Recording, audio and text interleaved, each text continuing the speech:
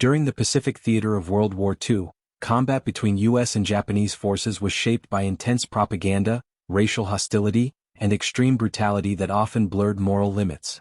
A controversial image published in Life magazine exposed the disturbing practice of some soldiers collecting human remains as war trophies, despite it being officially prohibited.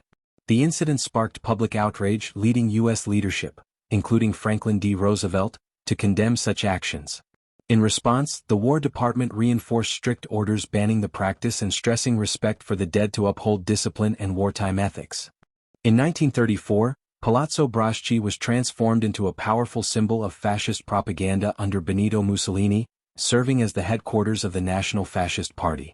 Its facade featured a massive stylized image of Mussolini's face surrounded by repeated SI slogans, promoting the plebiscite that aimed to legitimize his rule. The overwhelming scale and repetition reflected how the regime used architecture and visual art to project authority and strengthen the cult of personality around Il Duce. During the 1973 oil crisis, fuel shortages caused long gasoline lines across the U.S., as prices surged and supply dropped significantly. The crisis, driven by the OPEC oil embargo, forced measures like odd-even rationing and a nationwide 55 miles per hour speed limit to conserve fuel.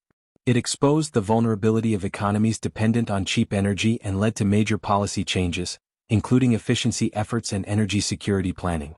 In response, the U.S. established the Strategic Petroleum Reserve in 1975 to store emergency oil supplies.